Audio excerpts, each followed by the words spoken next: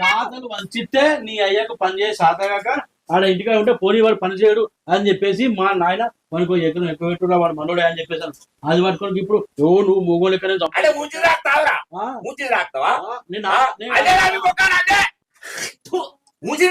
మీరు అరే మేము ఊంచింది నాకులేవు రా, పుణ్యానికి అడుగుతున్నావు, ఎంతో కొంత నీకు ఇస్తా అంటున్నావు రా.